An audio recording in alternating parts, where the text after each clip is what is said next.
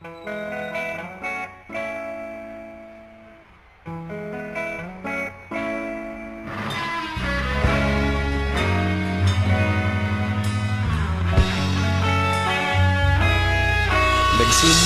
ang lahat sa eskwela, nagsama-samang 12 sa kalokohan at sa tuksuhan, hindi maawat sa isa't isa. Madalas ang standby sa cafeteria, isang barkada na kay saya. Laging may hawak-hawak na gitara, konting udyok lamang kakanta na.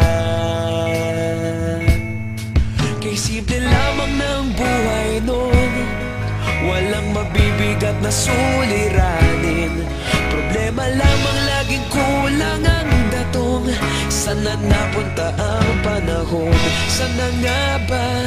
Sana nga ba? Sana napunta ang panahon? Sana nga ba? Sana nga ba?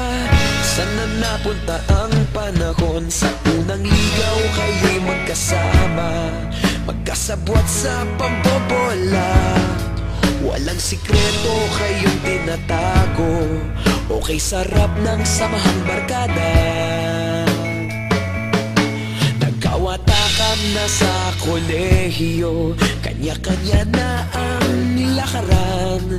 Kahit minsanan na lang kung magkita, pagkakaibigay hindi nawala. At kung saan na napadpad ang ilan, sa dating eskwela meron ding naiwan. Meron pa ngang mga ilang nawala na lang, nakakamiss ang dating samahan. Sana nga ba? Sana nga ba? Sana nga bang barkada ngayon? Sana nga ba? Sana nga ba? Sana nga bang barkada ngayon?